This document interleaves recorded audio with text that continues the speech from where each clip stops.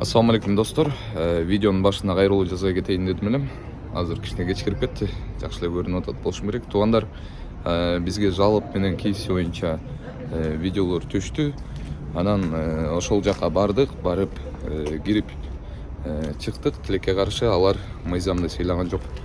Туугандар, Кыргыз Республикасынын мыйзамы үйдө турабы же ички тартиптер үйдө турабы? Не может быть ограничен доступ журналиста к информации, представляющей общественный интерес, затрагивающей права, свободы и законные интересы граждан. Статья 4. Закон Кыргызской Республики о защите профессиональной деятельности журналиста.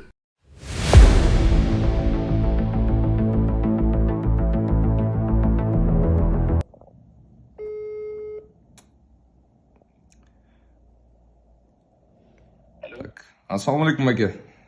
Кандайсыз? Соңуз жакшыбы? Жакшы. Тегел KFC боюнча сиздер кайрылдыңыздар эле бизге анан баягы. Ошол. Ооба, кайрылгам. Мен видеону жибергем силерге. Эмне болду эле вообще? Кандай болуп барып алдыңыз эле? Эмне кандай реакция берди тегел жак KFC сиздерге? 23 ноябрда кечки саат 8:30 9-га чамал ошол убакта на вынос алып кетишкен балдарын. KFC'nin Sanders бургер дейби, ошо бургерин алышкан, анан күрүнүшкө алышкан. Анан ал четти жоготуп алышкан. Бала да жоготуп алышкан. Анан ошол бургерди экиге бөлүп жейбиз дешкен да. Каким-то образом кудайдан болуп ошо экиге бөлүшкөн. Экиге бычак менен бөлгөндө эле жана мен сиздерге жиберген эле курт чыгып атпайбы? Экиге бөлбөсө анда билбей эле жеп алмак экен да. Экиге бөлбөгөндө билбей эле жеп алмак да. Билбей жеп алмак да. Анан мен эми балдардын ден соолугу үчүн анан ой, ушунча кыргызстандыктар алып атат KFC'ден. Мен унчукпай койсом болбойт деп анан бардым. Биринчи өзүм ошо Бишкек паркка. Бишкек паркка барып, ошо жерде директор бар экен. Ага чейин мен чалгам, ага чейин берки менеджер эчтеке дей албады, анан ошо вышестоящий ким турат, ошол директорго ким ошо чакыргыла. Деп анан бир топ убакыт өткөндөн кийин менин колумда бошобой атты, анан өздөрү чалып калды, келбейсиз деп. Макул деп бардым. Анан ошолордон мындай реакция болду да, мен айттым, мен алардан акча тилеп аткан жокмун. Мен бир гана ошол эмне үчүн курт чыкты, ошону айтып бериңиз депчи мага. Ошону десем, ал тараптан ошол директор кыз экен, атын унутуп атам. Сезимди билбейм, атын билбейм, унутуп калдым. Ал айтат, биз орусча сүйлөгөн кыз экен, мы не выявили никаких ошибок, дейт. У нас все по уставу, все чисто, вы можете сейчас посмотреть, или ошентип калды. Анан я не буду смотреть, дедим. Зачем я не буду смотреть? Вы вот скажите, пожалуйста, почему в бургере выходят вот такие черви? Дәлдеп берличи, эмне үчүн? Ошол может доставка кылган эмелер, продукциялардан чыгып калган, ошону выявили? Десем, вы посмотрели, дейт, ничего не выявили, все чисто деп атпайбы, Омар? Анан мен жаным кашайт, анан киним келди да, анан могу эмне, бул далил го, бул монтаж эмес, башка эмес. Мына мен силерге мына видеону көрсөтүп атам. Буга эмне реакция кылбай атасыңар десем, байке, у нас мы предложим вам 2 сертификаты, дейт. 2 сертификат берип атат мага. На нашу продукцию сиз ала бериңиз, любой продукцияны, дейт. Анан мен силерден кут чыккан продукцияңарды мен алмак белем, дейт. Дедим дагы чыгып кеттим. Сүйлөшкүм келбей калды, уже невозможно болуп калды ал менен сүйлөшкөндөрчү. Мен да өзүм эмоциональный адаммын, анан мен жаным аябай жиным келип калды. Анан эмне кылышымды билбей, анан ушу Нисахырга чалайын дедим да, айла жок, анан сиздерге чалдым да. Анан ушунча кыргызстандыктарды ушу KFC курт менен эме кылат. Бир эми карабайсызбы, жанагы жерде экиге бөлбөгөндө менин кызым жеп алмак да. Курттучу. Кетпеген курт болот, ошол мен видео жибердим. Кызыңыз канча жашта эле? Кызым 13 жашта. Кызым 13 жашта. Балам 11 жашта. Экиге бөлүп издешкен да. Анан ортодон бөлүп атканда эле мен жок болчумун. Мага көрсөтүп атпайбы, папа, вот караңыз мындай ушундай болуп калды дегенден анан ушул видео менен бардым да. Мен эч жакка чыгарган жокмун. Менде Инстаграм жок, менде Телеграм, эч нерсе. Мен соцсеттерде отурбайм мен андай. Просто элебиз да. Аны эч кимге айткан жокмун. Жөн эле бардым, ошол жөн эле барып, ошол жерден мен жооп ала албадым да. Все хорошо. Кабыл алдым байке. Барып карап коебуз. Тут, может, посмотрим, может, несколько тут? Да, давайте. У меня как раз ногти я могу. Не жалко. Ичиндерде жүрөк болуш керек. Я не говорю. Клэр. Вот это придержите, да, все пальцы. Подождите, вот. Эй, подожди, Аделина.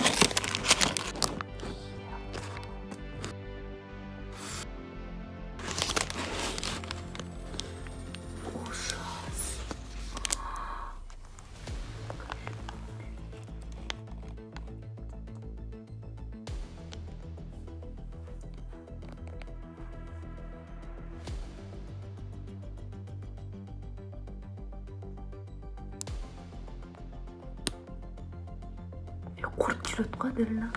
Ошо. Капец.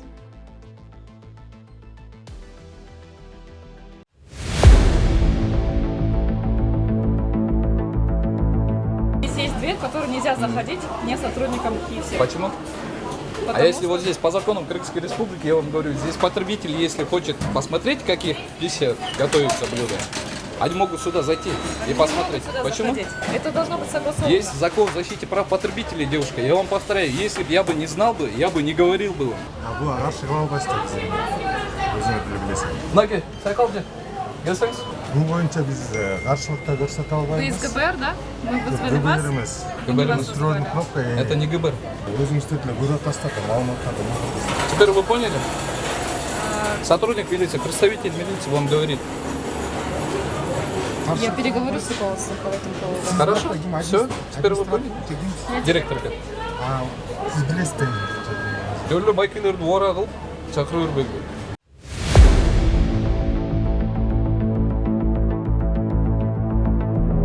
Частный уста.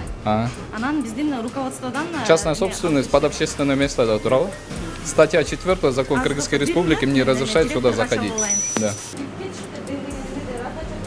Демеге бул жака келгенде вообще частный уста бизче. Неге? Ким айтып атат? Частный собственность ооба. Мен сизге жаңы эле түшүндүрдүм.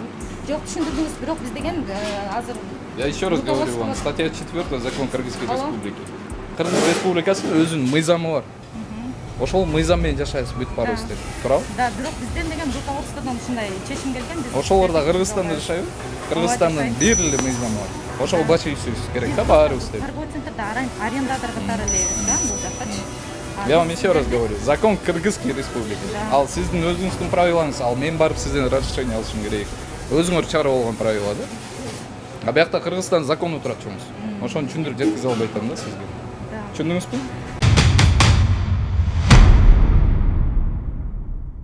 Биз бүгүн Бишкек парк соода борборуна келдик.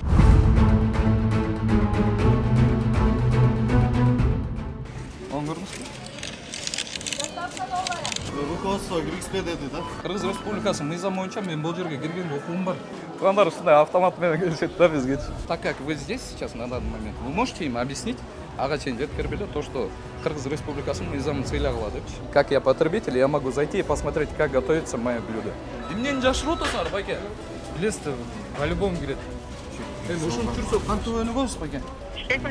Бизге мыйзам өкүлдөрү айтып атат, элге бекер берип отурсуңар. Общепиттин ичиндеги частный территория. Удостоверенность ичинде акча жүрөт. Кошелек жок. Темиркул байке, караңыздарчы, бул жерде канча милиция кызматкерлери турат. Азыр деген, бuyakta деген булардын да башка да жумуштар бар азырчы.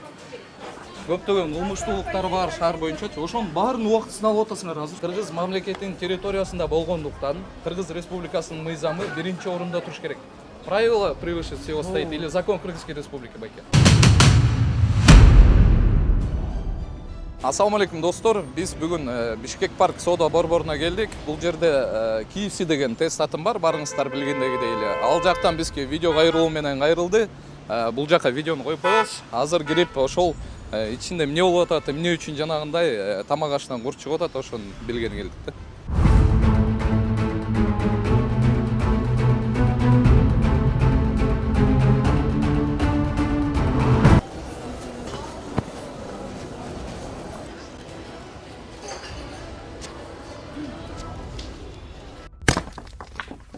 Урматтуу көрүүчү, эгерде сиз Москвадан мекенибизге жүк ташууну каалап жатсаңыз, менден сизге жакшы сунуш. Заирбек Маматкаримов жана анын командасы бул тармакта 10 жылдан ашык элдин аманатын жеткирүү менен алектенишет. Сиздин жүгүңүздү Москванын кайсыл жеринен болсо да алып кетип, ошол эле жүктү мекенибиздин 7 областына жеткирип беришет. Москвадагы Дареги, Перовская шоссе 9, строение 7. Бишкек шаарындагы Дареги, профсоюзный 38/2. Байланыш үчүн +7 926 788 70 70 +7 929 624 63 64. Саламатсыздар. Кандайсыздар? Дел соңуз. Администраторду уруксат да?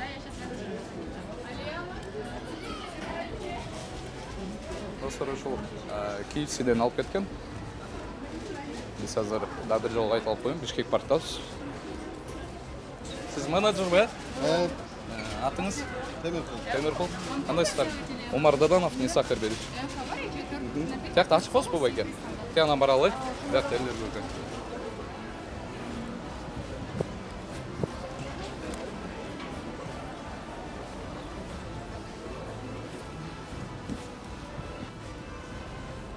Бул жери KFC-нин аркасынан келгенден ушул жерде служебный вход бар, ушул жерден кирип чыгышат да буларчы. Анан бул жагын ачып коюңуздарчы дедик да. Азыр бул жерден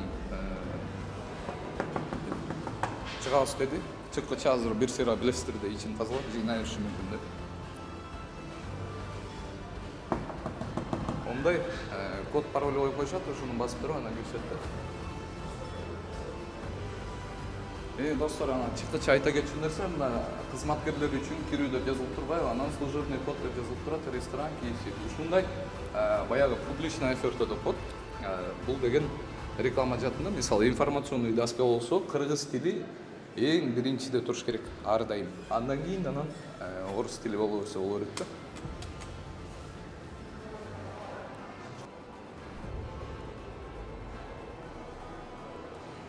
Ичин точно жыйнатышып болуш керек азыр. Жашыра турган эч нерсе жок болсо, мисалы, жаңы элеке KFC кызматкери ушул жерде иштеген жанагы менеджер экен, сразу ачмак да бул жерден келип турчу. Арадан уже где-то 5 минут өтүп кетишет. Биз келгенден бери.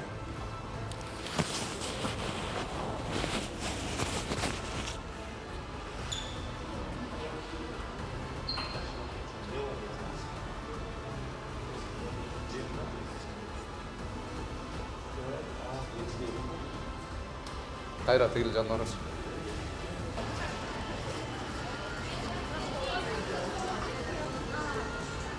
Байке, эмне ачпай атасыз тигилжан? Эмнеге ачпай атасыз тигилжан? Руководство киргизбе деди да. Эмнеге? Ошентип айтты эми ошондо. Жок, тигилжандан чыкпайсызбы дейм. Биякта элдер көп экен да. Ошол жерден чыкпайсызбы деп атпаймын. Жок, киргизбе деди, руководство киргизбе деди. Эмнеге? Мисалдан. Ошондой задача койду да, бизге.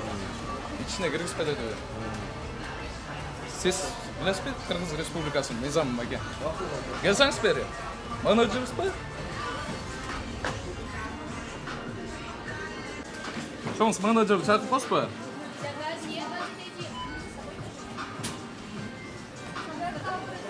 Менеджер чакырып коңузчу. Байке, мен сиз менен сөйлөшүп атпаймынбы? Сиз кетип баратасыз, туурабы? Бул жер Кыргыз Республикасында, туурабы? Кыргыз Республикасынын мыйзамы боюнча мен бул жерге кирген укугум бар. 4 статья закона о СМИ. Я имею добывать информацию именно здесь, ушул жерде. Камчамай руководство киргизбе деди. Руководство, мисалы, Кыргыз Республикасынын мыйзамын сүйлөйбү? Чалып берсеңиз, сүйлөшөлү. Же номерин бериңиз, же чакырсаңыз. Жок, байке. İçinde эмнени жашырып атасыз? Эчтеке жашырган жок. Жашырбасын аранда ачык көрсөтүп койсоңуз. Байке, сиз менеджерсизби? Байке, сиз менеджерсизби? сиз менеджер ушул жердеги мисалы ушул заведениянын сиз жоопкерчилик аласыз, туурабы? Азыр на данный момент. Анан мен сизге айтып атам, Кыргыз Республикасынын мыйзамы. Ошол мыйзам боюнча менин киргенге уруксат бар. Сиз мыйзам сүйлөйсүзбү? Мыйзамды сылайм азыр мукнос, ама ошондой задача. Мейли, анда бул жерде отурган кардар тиги жеп аткан нерсесинен куруп бир нерсе чыгып калса, ичине кирип көргөнгө, окуган, кирип көргөнгө, экскурсия кылып бергенге даярсызбы? Азыр мисалы туруп бирөө заказ кылып, андан кийин кирсечи, киргизесизби? Биздин өзүбүздүн сайтыбыз бар, аяка деген биздин кардарлар өздөрү регистрация кылып, экскурсияга жазылышат, өздөрү бизге экскурсия кылып беребиз. Мондай да, андай эмес да. Кыргыз Республикасынын мыйзамы боюнча бул жерден азыр мисалы тамак жеп аткан любой жаран ичине кирип азыр көргөнгө укугу бар да. Айтып атпайм, регистрация биз сайтта регистрация болот, биз экскурсия кылып беребиз. Мен сизге айтып атпайм азыр. Бул жерден алып бир нерсени жеп атсак, силерде эмне порт менен берип атасыңар элдерге? Я. Мынаке. Он көрмөсүңбү? Көрүп атасың?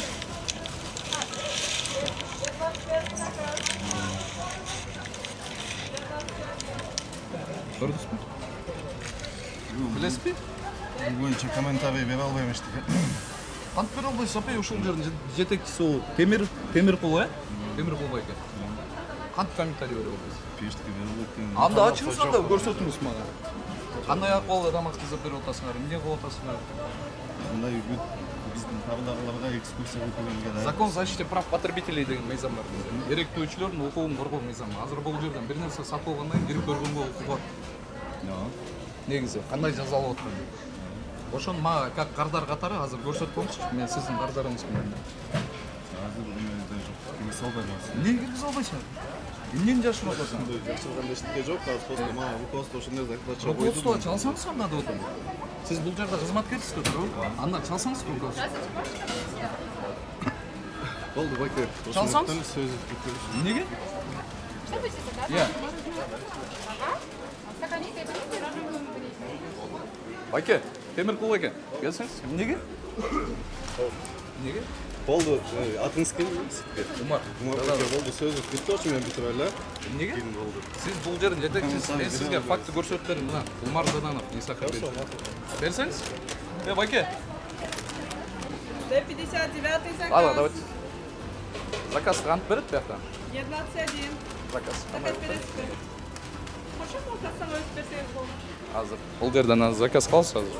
Кайсыл жактан заказ бар? Ушул жерденби? Эмнелер бар?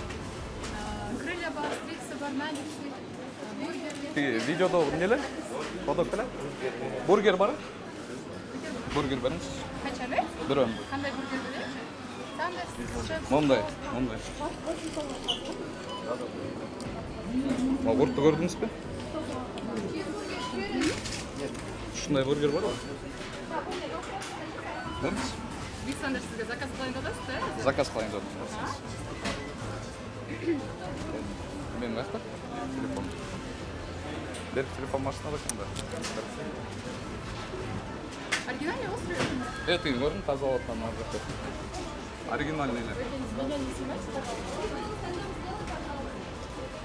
Вам оригинальный сделать или острый? Оригинальныйлер береміз. Сыр добавить, сыром будет очень вкусно. Жоқ, пешті. Берели Биг Сандерс. С собой на весь? Как? Где-то не видео? Карта.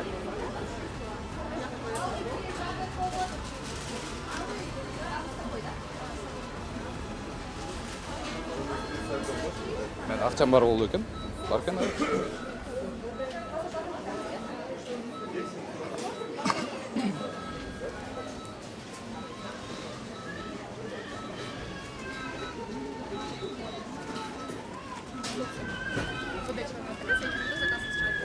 Қаншадан ичат? 2 минут. Хорошо. Ушундай туугандар, азыр биз бул жерден бургер заказ кылдык. Так, 020 дейт. Булар Кыргыз Республикасынын мыйзамын сыйлап айтат да, азыр на данный момент. Аз көрөсүз, күтүп туралы.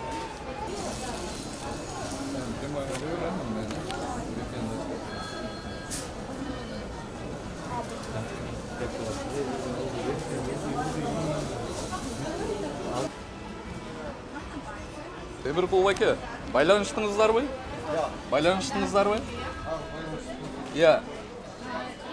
Бұл жерден лицосы болған, ушул жерден бети болған, ушул жердин директоры, менеджери азыр Кыргыз Республикасынын мыйзамына баш ийбей жатат да. Биз жакшы эле түшүндүрүп бердик. Азыр 349 сомго бургер заказ кылдым. Кийин азыр мусорлардын баарын төгүп, ичинен бүт тазалап чыктым на данный момент. Александр? Старшина Асылбек. Ким? Асылбек. Қалай? Оготом? Деді. Жақта тревожный кнопка іштеп кетті. Біз келдік. Анан? Хорошо? Маған қандай вопростар? Я не знаю, что у вас там сейчас. Мен атым Умардан анық болып, не сақыр Таныс. беріскен. Демеңіз, көрсетіп қос, удостоверение.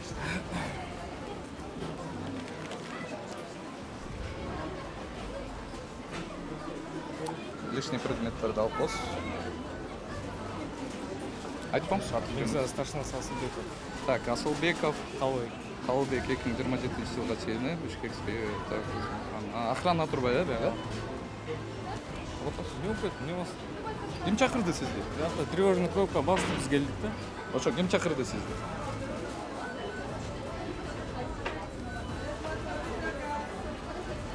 Аз берсейді, бұлардан оғалу да? Сіз чақырдыңыз бе? Тревожный кнопканы чақырдыңыз бе? Қандайсыз? Неге чақырдыңыз?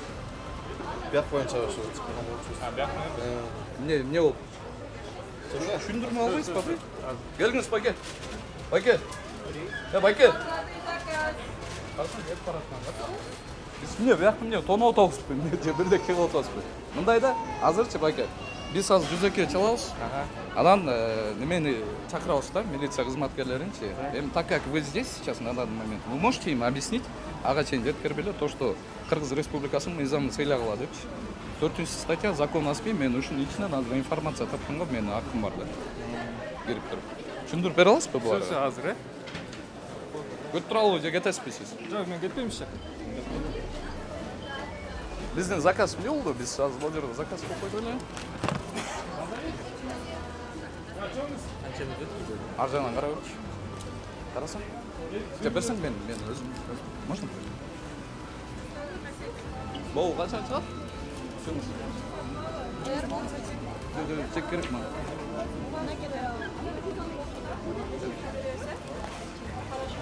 Стол бар екен? Давай покажем.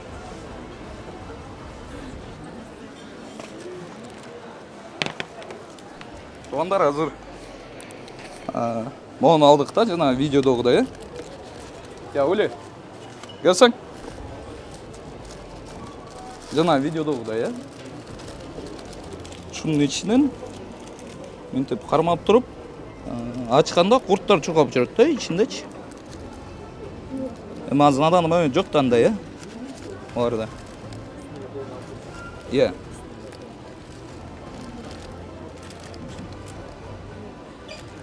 Шундай да? Азыр. Шундай экен. Насыл. Хорошо. Шундай экен, достор. Ушундай бургерди алат. Бизге кайрылган жаран. Андан кийин барып туруп, анан балдарын өрсө ичинен курт чыгат да, достор. Андан кийин анан кайра келсе, булар грубить этип, жаңы элекиндей отношение кылып атат да. Негизи эле булар деген Кыргыз Республикасынын мыйзамын сыйлап атат да. Салам алейкум. Салам алейкум. Кандайсыз? Жакшы. Бизге келдиңиздерби? Туугандар ушундай автомат менен келишет да бизгечи. Мен мына азыр заказ кылып алдым да, жаңы элекидей бургердичи, ичинен курт чыккан бургерди.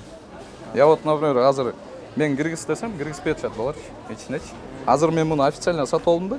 Как я потребитель, я могу зайти и посмотреть, как готовится мое блюдо, например. Закон о защите Кыргызской Республики. Түшүнөсүз да? Азыр кандай дейсиз? Азыр бул жакка түшүндүрүп айта аласызбы? Муну киргизгиле деп айттым. Не дейт? Азыр булардын руководствосу бар да, понимаете? Руководствосу Кыргыз Республикасынын мыйзамында баш ийишкек да. Сиз мисалы мыйзам өкүлү немесиз да, милиционерсиз да. Анан сиз мисалы мыйзамды буларга түшүндүрүп берип коюңуздарчы деп атам да, түшүндүрүпчү. Ал руководствосу азыр тигил жакта. Сіздер көргім келгенсіздер, Сіз туралы айтып отырсыз. Мыйзам бойынша айтып отырмын. Аны мейлі. Ал журналистиканы мындай қойып, 4-та статья.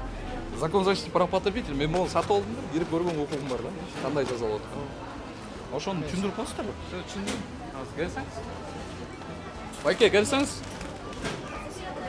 Темірқұл Байке. Менеджера можешь позвать девушке? Бюросы айтып болыңыз? Айтсаңыз? Кто там менеджер? Менеджера можешь позвать? Менеджер шақырмаш. Тревожную кнопканы басып салшы, мен бияқта тоночыдан ешкілдер жібере олды. Шындай достар. Шынтып келіп тұрасы кейіпседе. Менеджера Темірқұл зауыт, да? Темірқұл, да? Темірқұл Байке. Темірқұл Байке. Келесіз бе? Вот, мен сізден бургер сатып алдым. Байке, сіз менеджер бе? У меня к вам претензии. Можете подойти, пожалуйста? Байке. Темірқұл Байке. Тарттың? Бұл готовы вообще? Байке, я как потребитель, вот у меня чек стоит, я у вас купил бургер. И теперь хочу увидеть, как это готовилось. Закон защиты прав потребителей Кыргызской Республики. Еріктеушілердің құқығын қорғау мыйзамы бойынша азыр айтып. 4-ші статья закон о СМИ. Я имею добывать информацию именно в этом месте. Бұл біздің продукцияларды жасай тұрған өзіміздің стандартымыз бар, ошол стандарт бойынша даярдалат. Мен ошоны көргім келіп отыр. Мыйзам бойынша закон защиты прав потребителей. Мен сіздің қардарыңыз болып, мына чегім тұрады, ақшама сатып алдым. Жаңадан айтқандай, біздің өз сайтыбыз бар, ошол жаққа жазылып, біздің экскурсия жазылып. Мен азыр на данный момент Кыргыз Республикасының мыйзам бойынша айтып отырмын. Мен кирип көргөн окуум бар. Кардар катары, журналист катары 4-та статья закона о СМИ. Мен сизге айтып отырмын. Бул жер Кыргыз Республикасынын ичинде. Кыргыз Республикасынын мыйзамын сыйлашыңар керексиздер. Аз киргизип көргүз Я имею добывать информацию именно в этом месте. Аз киргизип көргүз албаймыз. Неге? Мыйзамда башы иши бар. Руководство не дейт? Руководство не кыласыз Байке, мен сизге мыйзамды айтып атам азыр. Мен түшүнүп атам. Мына бул жер менеджер, директор бияқчы, азырчы. На данный момент бул жер директор. Просто айтып койсоңуз мен кирейин. Ичин жыйнап уже тазалап салышты буларчы. Эмнени жашырып атасыңар, Байке?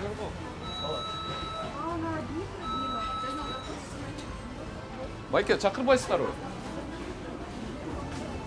Ай Байке, сиз эми мыйзам өкүлүбүз туурабы, милиция кызматкери айтып коюңуздарчы. Кечиресиз. Доставка новая. Сүйлөшүп атам. Номеринизди айтасызбы? Эмнени чечет? Биякта мына мыйзам өкүлдөрү турат. Өзүңөр чакырдыңар туурабы? Шефтер бар, ошолорго чалып. Жок, директор отвечать этиш керек азыр на данный момент бул жерде. Сиздер эмнеге чакырды, жөнөлүп ора кылып мисалы ошондой да. Бердибул Байке. Жок, азыр мыйзам иштебей жатат да бул жердечи. Мыйзам иштеш керек. Бул жерден азыр мисалы ар бир жаран сатып алды. Барып отуруп жеп аткан тамагын көргөнгө укугу бар ичине кирип. А бул айтып атат, киргизбейбиз деп атат. Мен тигине сатып алып кетип, карап турайын, алып кетип калбасын. Назовите же. Назовите его. Байке, чыкпайсызбы белем? Мен сизге Кыргыз Республикасынын мыйзамын айттым. Мына, болуңуз. Аз просто негативдик Никичин чалып деди, анан потом эме киргизбей тур деди. Эмне человек дейсиз? Эме заявка түштү, сиз биякта туруп турсуз деди. Негативный человек дейсиз? Мени турганы мен по-любому турам бияк. Ал мен жумушум до конца турам. Здравствуйте, будете заказывать? Билесиз, мыйзам бар. Иш керек. Саламатсызбы, билесиз? Билем, сиз деле подчиненныйсыздар. Бирок мыйзам баарына кирдей да. 18-9 Темиркул Байке, Кыргыз Республикасынын мыйзамын сыйлайсызбы? Сыйлам. Сыйласаңыз, мына мыйзам өкүлү сизге айтып атат. Я байкес. Билесиз, по-любому кирет. Келген учурда деле кирет да. Лучше сейчас запустим и пораньше отпустим, да? Неге кире албайм? Я. Жок, мен баарын түшүнүп атам. Мен деле жумушумду атып баратам. Мен деле бул мыйзамга баш ийем. Канчаны? Сиз деле баш ийдирексиз да негизи. Напиток кандай коюн?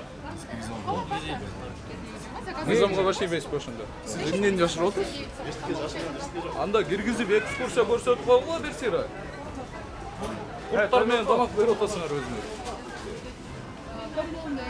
Он здесь фанатов, эки соуса, эки кола и 3 большой где-то. азыр туугандар милиция кызматкерлери айтса дагы азыр киргизбей атышат да. Биякта мыйзам иштебей жатат да азыр. Мен мисалы мына сатып алдым муну. Сатып алдым, вот у меня чек стоит. Я хочу увидеть, как готовилось мое блюдо. Курттар менен момундай бургерлерди сатып берип коюптур. Анан үйүнө барат да балдарына берет. Мен видеону чыгарам, видеону кошуп коебуз бул жерге. Андан кийин азыр керек көрсөтпесем көрсөтпөйт. Баш телефон, милиция чалат. Алло. Саламатсыздарбы? Саламатсызбы? Мен атым Умар Даданов болот, 102ге чалып атамбы?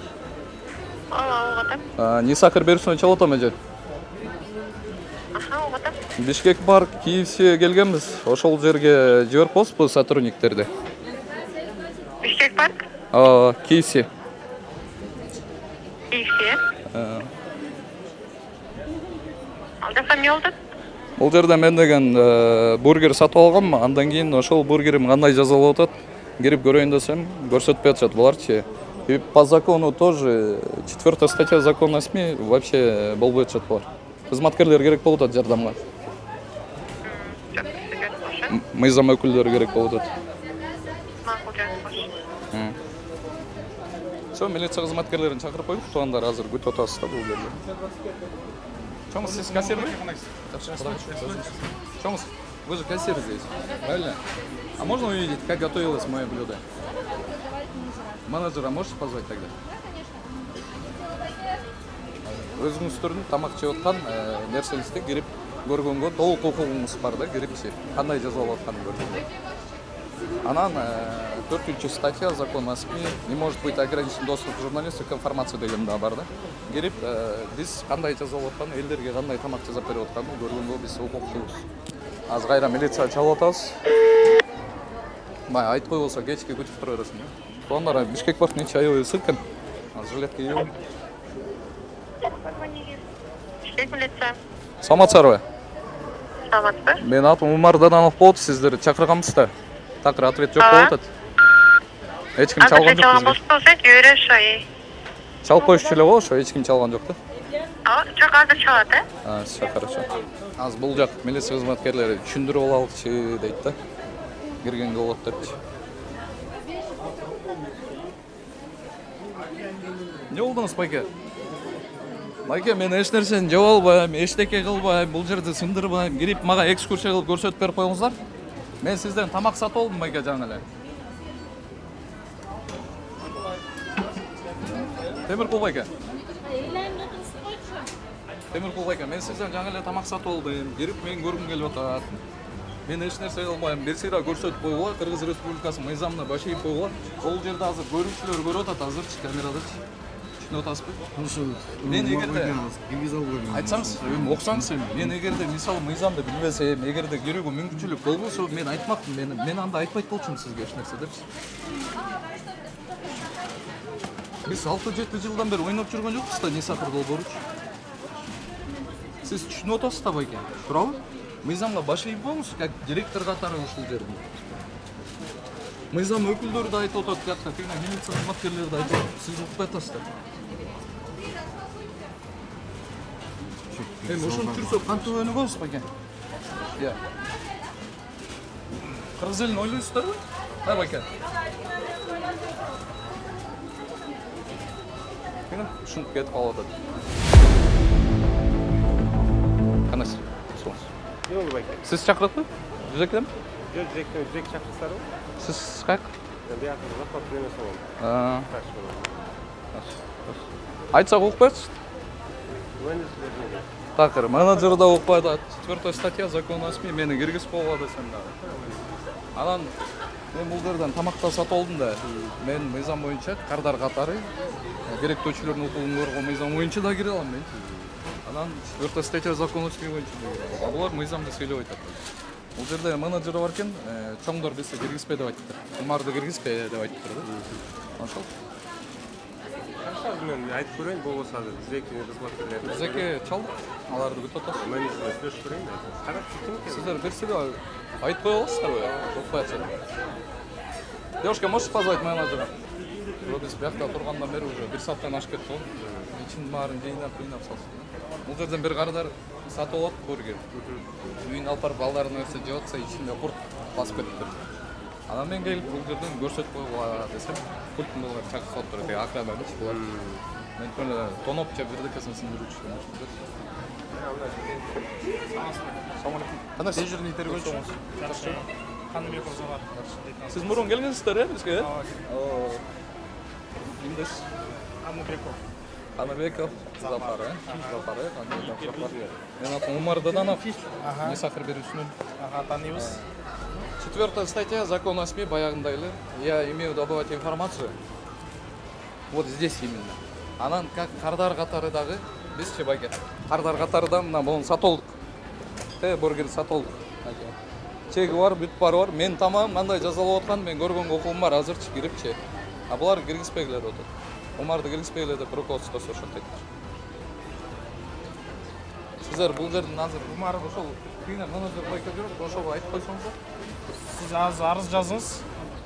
Арыз жазып, дальше мыйзам чегінде шара көрөбүз. Газ кіргіздірді алса? Азыр біз текшергенге прокуратурадан разрешение алдық керек. Текшертмес. Сіздер текшерген емес, эми киргенден просто так эле бул неме да организация болуп коет. Общепит. Общепит ошо. Бұл общепит. Бұл жерде они делают коммерческую деятельность. Элге акча жазыңыз. Мыйзам чегинде кабыл алабыз. А на данный момент ошо мыйзам иштеп атат да, азыр. Мен кардар катары көрө албай турмун. Жүрүңүз, арыз жазыңыз. Сіз көрсөтө аласызбы? Арыз жазыңыз биринчи. Азыр администраторун чакырайын мен. Администратордун сурак кылам. Сиздин көзүңүзчө. Дальше мыйзам чегинде чара көрүп берем, э? Жок, азыр мисалы ичине киргиздирип аласыздарбы? Сиз арыз жазасызбы? Жок, киргиз көрсөтө аласызбы? Киргиздирип аласыңарбы? Администраторун чакырып сүйлөшүшүбүз керек. Кандай жақсы?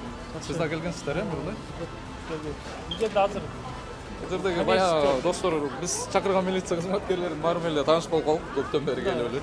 Коммерческий организация, коммерческий деятельность деген болот.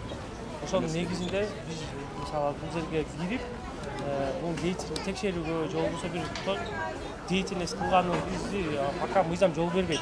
Сиз если кааласаңыз азыр бизге арыз менен кайрыласыз. Арыздын негизинде анан соответствие сизге ответин беребиз.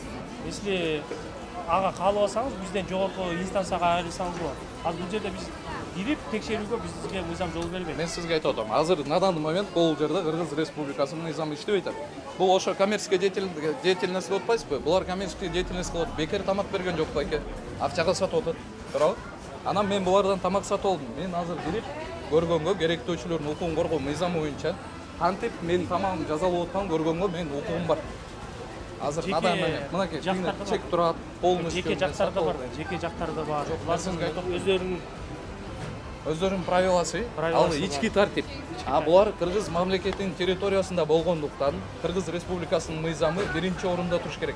Правило превыше всего стоит или закон Кыргызской Республики байке? Бул жердеги руководство менен байланыштар. Закон Кыргызской Республики же правило стоит, правильно? Жок. Руководствосу менен байланыштарбы? Жок, болбойт. Ошону бир сире айтпаңыздарчы. Мен ошону сурап атам сиздерден. Азыр мыйзам иштебейт атат адамдар.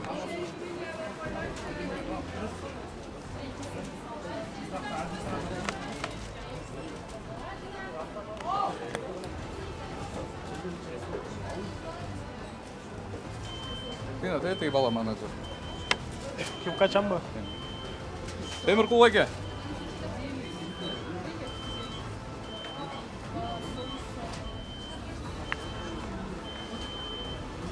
Карабайсызбы, шашпай, ушул жерде элдин баарын көтөрүп коюп жүрүп. KFC-нин лицосу да ушул адам жүргөн менеджер. Девушка, можешь позвать менеджера? Вон там, прячется. Здесь сотрудники ждут.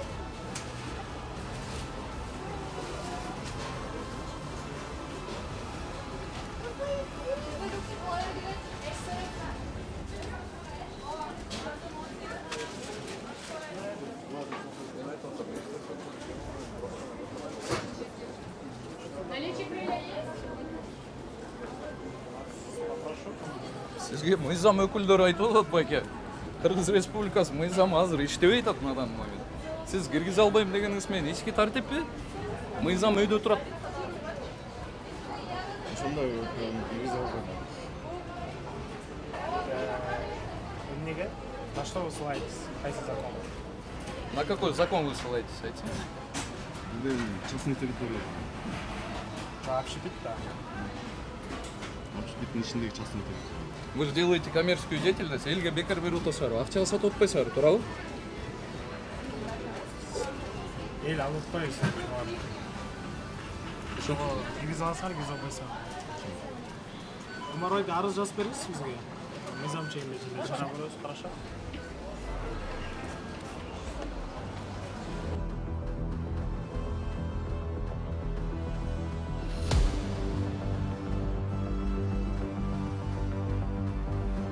Жакта мен мыйзамдуулукту карайм. Общественный порядок нарушен, не нарушен, андай. Заранее администратор киргизбей атабы? Бишкек паркте. жок, көрбөдүңүзбү ким киришкен? Администратор да? Менеджер, кийсин менеджер. Заранее келебиз деп айтып келсеңиз жакшы болмок го дейм да. Неге? Негизи азыр сразу эле мыйзам арыз жазып коюңуз. Айтсаңыз. Неме кылабыз?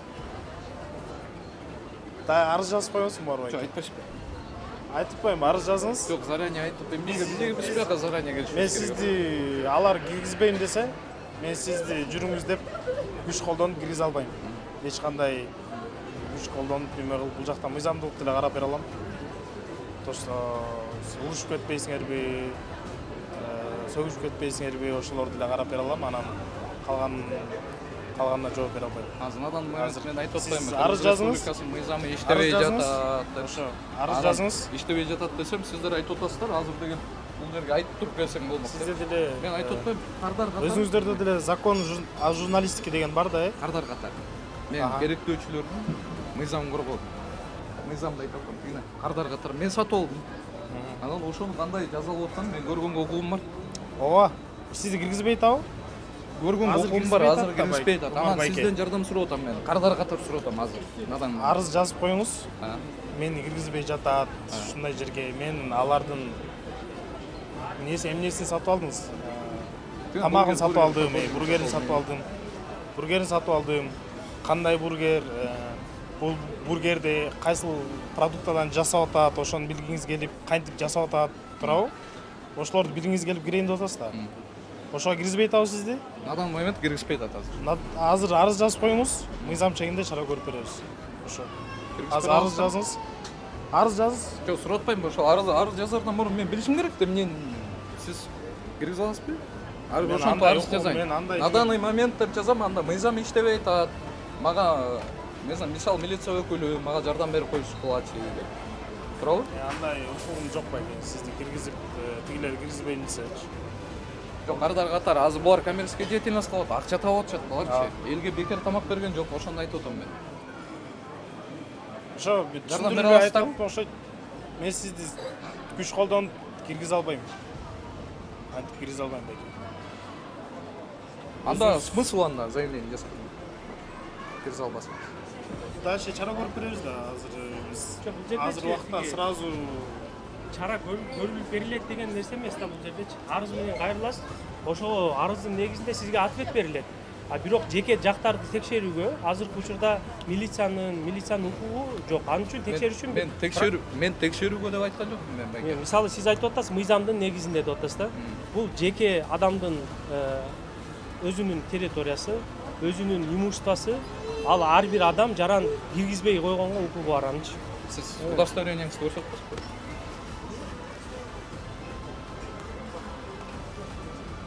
Личный предметтерди алып коңуз. Удостоверениеңиз ичинде акча жүрүп тартылсаң болот. Керек фамилия атыңызды айтып коңуз. Азамат Каныбеков, следственный оперативный Көрбөкмүн мен байке. Жакшылап көрсөтүңүз. Ким дейсиз? Азамат Каныбеков. Так, Каныбеков Азамат, майор милиции дейт 2027-жылга чейин эмнеге удостоверениеңиздин ичинде акча жүрөт? Удостоверение кандай жүрөт? Бул өзүмдүн акчам. Өзүңүздүн акчаңызды эмнеге удостоверениеңизди аласыз? Чөнтөктү аралашып жүрөт. Чөнтөктү аралашып жүрөт. Жок, ичинен алып чыгып атпайсызбы мына? Кошелек жок. Ал өзүм маселем да. Удостоверение личный нерсеге сиз жумушка тиешелүү нерсени баалаңыз, провокация кылбай. Сиз жумушта эмес. Биз жумуштабыз. Сиз службадасыз. Вот кызматтабыз. Сиз службада жүрөсүз, жумушта эмессиз. Арыз жазасызбы? А эмнеге антип салып жүрөсүздөр байке? Ал үчүн сиз айтып атам. Сиз өзүңүзгө тиешелүү вопросту бериңиз, мен жооп берем. Ана yapayım, мен милиция кызматкерine паустабы болмуз бит? Паустабы жүрөт. Паустабы удостоверениянын ичинде акча Ичинде жүрөт. эмес, жанында жүрөт. Ичинде эмес, ичинен Ал алып чыкпадыңыз. уставта дагы көрсөтүлгөн эмес, ал тиги эмес депчи. Эмне деп? Кошелек кылып колдоно берсе боло береби, ичине акча салып. Кошелек эмес, удостоверениянын жанында жүрөт ал акча. Жок, жаныңызда жүрөсүң, а эмнеге ичине салып жүрөсүз акчаны? Тиги, урматтуу Дадам мырза, сиз Жок, вопросту айтып биз атам тиги боюнча бериңиз. Мен алга жооп бербейм. Жооп бергим келбейт. Жооп бербейм. Жооп берүүдөн баш тартам. Сиздин тиештүү кызматтар бар, аны мен кылбаңыз. Сиз милиция кызматкерисиз, жумуштамда отосуз, сиз службада жүрөсүз, туурабы? Кызматта жүрөсүз. Анан айтып атасыздар. Азыр көрдүм мен, көргөн үчүн айтып атпайм сизге. Азыр айтып атасыздар, бул жер деген частный территория, аны деген өзүнүн укугу бар деп. Мен сизге айтып атам, булар элге деген сатып атышат акчага. Акчага ташыбады. Бунун тиештүү кызматтар бар. Тиештүү кызматтар бар. Анын кандай текшерет, кандай жазалат, санэпидстанция деген бар. Ошол органдар бар текшере турганчы. Ошол органдардан барып сиз талап кылыңыз. Мен сизге на данный момент айтып атам. Керектүүчүлөрдүн укугун коргоо мыйзамын айтып атам байке. Мен билбесем айтпайт болчумун. Керектүүчү мыйзамга мен тетигине сатып алдым деп атам азыр. Мына вот сиз керектүүчүлөр мыйзамы биздин Кыргыз Республикасынын башкы мыйзамы бар, конституция. Конституцияда адамдын кызыкчылыктары, жеке мүлктөрү бардыгы корголгон. Сиздин мыйзамдан караганда конституция өйдөрөөк турат. Конституция деген эмне? Башкы мыйзам. Конституциядагы мыйзамбы? Конституция деген мыйзам да? Основной мыйзам. Эң башкы мыйзам. А мен башка мыйзамды айтып атам. Жок, сиз айтып аткан мыйзамыңыз. Мен Кыргыз Республикасынын мыйзамын айтып атам. Мен бул жерден сатып алган нерсемди кирип көргөнгө менин укугум бар. На данный момент көргөн укугум бар. Азыр бул жерден Кыргыз Республикасынын мыйзамы иштебей атат байке. Атыңыз ким эле? Азамат. Азамат байке. Азыр на данный момент бул жерде иштебей атат мыйзам. Мен ошону айтып атам сизге. Сиз айтып атасыз частная территорияда. Жок, сиз айтып атасыз. Жок, макул. Парк это частная территория. Жок, мыйзам иштебей атат деп атасыз сиз, макул. Ошо мыйзамды иштебейт үчүн сиз мезге арыз менен кайрылыңыз. Биз ошондон ответин беребиз дедик. Бишкек парк на данный момент бул частная территория. Анда бул жер да бирөөнүкү да. Бирок под общественное место вы это понимаете? Биз мына тартып жүрөбүз, силер да жүрөсүңөр, баарыбыз жүрөбүз. А бул жер болсо коммерческую деятельность они делают. Акчага сатып атат элге. Чек берип атат. Түшүнүп атасызбы? Биз ошону айтып атабыз. Коммерциялык организацияларды текшерүүгө санэпидстанция бар деп атасыз. Ошолор келип текшериш керек деп атасыз. А мен керектүүчү катары айтып атам азыр на данный момент. Тине мен чегим турат деп атам, сатып алдым мен. Чек текшерип алдыңыз. Сиз айтып атам, мен азыр сизге айтып атам. Макул, сиз булар киргизбей койдуңуз, сиз мунун качествосын текшерүү үчүн санэпидстанцияга жазыңыз, муга текшерип бергиле, бизге кандай тамак берип атат деп. Түшүнүп атасызбы? Мен на данный момент көрүм келип атат. Мен тамагым кандай жасалган. Азыр көрсөңүз өзүнүн тартиби болот. Аны сиз мунун эң башкы жетекчисине арыз менен тартибин айтып атасыздар. Бул өзүнүн мунун жетекчилигине мен арыз жазышым керек деп. Арыз жазасызбы, өзүңүз кайрыласыз или санэпидстанцияга кайрыласыз. Мына мыйзам өкүлү сүйлөп атат да, азырчы туугандар. Мыйзам өкүлү мына. Сиз арыз менен кайрылыңыз. Арыз менен жазып бериңиз керек дейсиз? Арыз менен кайрылыңыз. Арыз менен кайрылыңыз, биз сизге ответин беребиз. Жок, сиз айтып атпайсызбы? Мен эмне алдын ала бияка айтып койсуң керек. Сиз мени урушканы же провокация кылганы келдиңизби? Жок, сиз просто мындай мыйзамды угуп биздин убактыбызды алып атасыз. Мен сизден жардам сурап атсам, сиз эмне деп атасыз азыр? Арыз менен кайрылыңыз, мыйзам чегинде. Анан биз сизге жооп беребиз. Муну частная территория депчи. Сиз тескерисинен айтып атасыз. Мындай мыйзамды окуп билип алыңыздар да байке. Сизге ошол мыйзамды мен окуган үчүн, билген үчүн айтып атам. А мен ойман чыгарып сүйлөп атам жантамдар. Ошонто ойлоп атасызбы? Мен сизге айтып атам, мен кардар катары азыр кирип көргөнгө укугум бар деп атам. Бул жерде любой жаран азыр жеп аткан тамагын кирип көргөнгө укугу бар. Любой жаран укугу жок деп айткан жокмун. Жок, айтып атпайбы? Санэпидстанцияга арыз жаз дейт, андан кийин келсин дейт. Мына карачы, бул тартсам момча милиция кызматкери турат азырчы бул жердечи. Бүт партиям билет. Бүт партиям билет. Сиз вообще мына бул жерден жанаатан бери турасыз мына бул байкелер мененчи. Аракет кылып атасыз, кире албайчы ушул жердечи. Айтып атат, киргиз, буякта моундай мыйзам бузулат деп атат. Сиз болсо айтып атасыз, санэпидстанция бар, арыз. Сиз мыйзам бузулуп дегендеги нерсени каяктан билип атасыз? Мен азыр айтып атам, азыр мыйзам иштебей атат деп атам. Жок, мыйзам бузулуп болду, сиздин мыйзам иштебей атат дейм. Мыйзам укугуңуз бузулду бул жерде. Жок, мыйзам иштебей атат азыр на данный момент. Ошо мыйзам иштебесе анда арыз менен кайрылыңыз, ошо мыйзамдын иштешкенин сизден жардам сурасам болот. Болот. Жардам сурап атпаймынбы сиз? Ошон үчүн мен сизге жазуу түрүндө бизге бериңиз деп атпаймынбы? Арызыңызды жазып бериңиз. Жана антип атсаңыз, мен сизге ишенбейм байке. Эми ал өз сиздин укугуңуз байке. Мен ишенем да. Рахмат. Темиркул байке, караңыздарчы, бул жерде канча милиция кызматкерлери турат. Азыр деген, буякта деген булардын да башка да жумуштар бар азырчы. көптөгөн кылмыштуулуктар бар шаар боюнчачы. Ошонун баарын убактысын алып атасыңар азырчы анан момент болуп. Мен сизге айтып отам, мыйзам боюнча азыр мен сиздин кардарыңызмын. Киргизип көрсөткөнгө мен сиз көрсөтүшүңүз керек. Өзү кирсе болобу, өзүн иә. Киргизе аласызбы өзүн? Камерасы жок. Сурап көрөм. Камерасы жок, микрофонду алып, өзү кирип көрсүн. Камерасын алат, микрофон алат. Мен Умар байкеден суранып көрөм. Өзү кухнябызга кирип көрөт. Камерага тартпа дейм. Өзү Кандай деп? Ошентип суранып көрөт. Түшүнбөй атам. Болобу? Өзүңүз кире аласызбы? Микрофон жок. Артыңыздагы камераңызды алып, өзүңүз кирип карай аласызбы? Бургерди өзүңүз алып атасыз да? Туурабы? Бул камерада бала бургер жеген жок да. Жок, биз экөөбүз бөлүп жейли деп атканбыз. Акчабыз бирөөнө эле жеткен. Экөөбүз бөлүп жейли деп атабыз мисалы. Киргизе аласызбы байке? Мен мисалы камераны таштасамчы, азырчы, мейли камераны таштай берем. Бирок камерага караганда мен телефон жакшы тартат чытыр экен. Анда телефон менен кире берейин? Иә. Мына, айтсаңыз.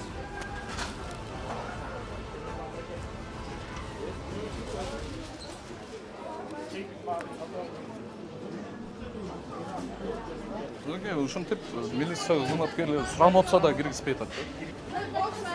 Киргизе албайсызбы? Албайм дейм. Анда Темиркул байке, анда келсеңиз, всё хорошо. Хорошо, мейлиңиз. Сизге уже суроо жок байке. Темиркул байке, мынакей карасаңыздар. Мен богон сатып алдым да. Сатып алдым, анан жана видеону көрүп атпайсыздарбы? Сизге көрсөтпөдүм, ичинде корттар жүргөнчү. Бургердин ичинде корттар жүргөн. Всё, возвращайте мои деньги. Мен сизге кайра кайрып берип атам, жеңип келбей калдым мен. Кардар катар. Мынакей чектин баары бар.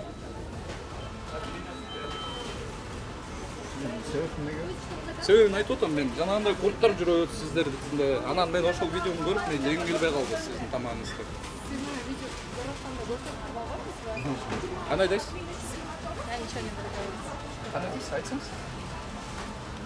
Сиз буну деген экрандан поверьте эмне заказ кылып атканыңызды билип туруп алдыңыздар, туурабы? Ооба, мына мен айтып атпаймынбы, өзүм төлөп алдым, мына чек турат, бүт бар мына. Давайте.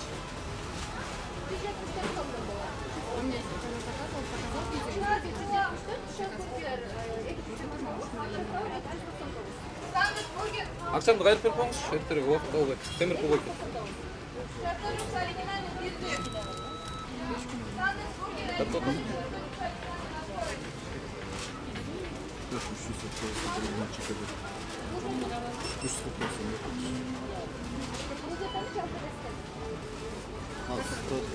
Не болсун байкелер, ушинтип мыйзам иштете албай эле калыптыр. Жок, киргизбейм дейт.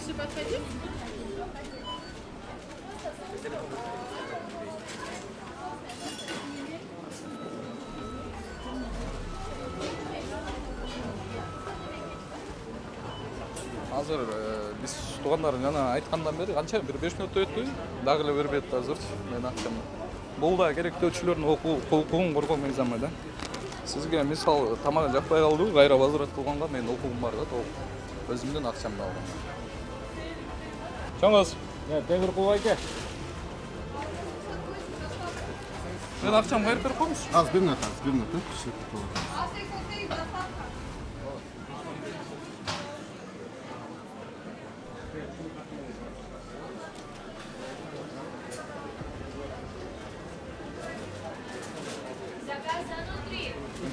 Туугандар, бул жерге да жазып коюшуптур да, здесь ККМ онлайн дейт, требуйте кассовый чек дейт, народный контроль дейт, народный контроль, защита прав потребителей дейт. Защита прав потребителей, мен азыр кардар катары ошентип кирейин десем да болбой коюшту да өзгөрчү. Мунун баары тең жөн эле да.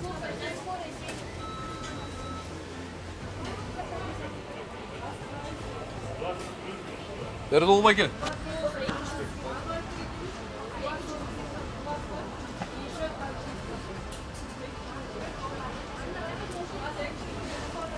Бул жерден 1 жыл мурунку видеону көрсөңүздөр болот. Ошондо мыйзам боюнча эле ичине кирип, ичин бүт баарын тең көрүп чыкканбыз.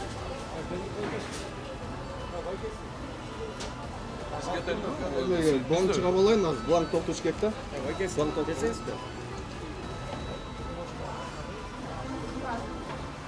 Девушка, на восстановление полностью?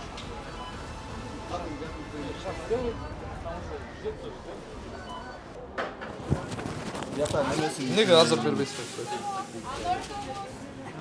Бухгалтериядан ошондо уточнение болуптур, анан чечение рабочих впечатлений, анан возврат. Сиздерки кандай мындай? Я же говорю по закону защиты Кыргызской Республики прав потребителей. Я мисалы бону кайра кайрып бергенден кийин сиздер мага акчаңыздарды бериш, акчамды кайра кайрып беришиңиз керек да. Сиздер кандай ички правилаларыңар кандай бул? Заявлениени толтуруп Мен бериңиз. 5 күн күтө албайм мен, азыр бергиле мага. Хорошо, толтуруп бериңиз. Өзүңүз жазыңыз, мен кол деп айтам. Эмне кылайын? Жок, сиз эмне себептен возврат кылып атасыз, ошолорду жазып бересизби? Билесиздер, мен сизге айтып атпайм. Просто мен акчамды берип коюңуз. Onu жазып берип коюңуз, Уланбек, анан возврат кылып Эмне кылып жүрмүш жаңы эле, убактым бар мына. Onu жазып берип коюңуз, эмне себептен возврат кылып Жок, атасыз, сиздер ошону айтып жазып берип атпасаңыз, в коюңуз. течение 5 рабочих дней деп жазайын десем, эмнеге 5 күн күтөм мен сизге? Карта менен оплатаны кошондо бухгалтерия текшериш керек, оплата акча түштүбү, эмеге бияка бухгалтерияга ошонун баарын текшериш керек да. Анан 5 рабочий Жок, мен күндүн ичинде көрсөтпөйм ошону мына. бул. Мага 5 күндөн кийин керек жок, мага азыр керек. Эми хорошо деп коем, ошо азыр деле берейин, ошо мону толтуруп Азыр бере аласызбы? Ооба. Кантип бересиз? Азыр кантип бересиз? Наличный бериңиз. Наличный кантип өзүңүздүн чөнтөгүңүздөн бересизби? Өзүңүздүн чөнтөгүңүздөн бересизби? Эми вам какая разница? Жок, айтып атпайм, ошону айтып атпайм, өзүңүздүн чөнтөгүңүздөн бересизби? Жок. Жок. Каяктан бересиз? Эми аны эмне кыласыз сиз? Жок, мен сурап атпайммы сизден? Жок, сиз возврат сурап атасызбы, возврат кылып берем деп атпаймынбы? Жок, ошону сурап атпаймм мен сизден. Наличканы кайсыл жактан аласыз? Анан эртеңки күнү да мен өзүмдүн чөнтөгүмөн бер дейм, Умарга акчаны дейсиздер да сиздер. Жок, мен сизге айтып атпаймынбы? Хорошо, рахмат. Ушундай достор, Бишкек парк соода борборуна кийсе кирип, өзүңүздөргө көрсөттүк. Бул жерде Кыргыз Республикасынын мыйзамы иштеген жок. Анан жанагы акчамды да бербей койду, KFC'нин акчасын да достор, жана сатып алган бургеримди. Биздин Исакыр долбоору баягындай эле туугандар тазалык жагат, бир гана тазалык сиздерге чагылдырып берели дегенбиз. Тилекке каршы милиция кызматкеринин сүйлөгөнүн өзүңүздөр көрдүңүздөр. Мыйзамды иштетишке аракет кылдык да. Өз багыңыздарды өзүңүздөр бересиздер, достор.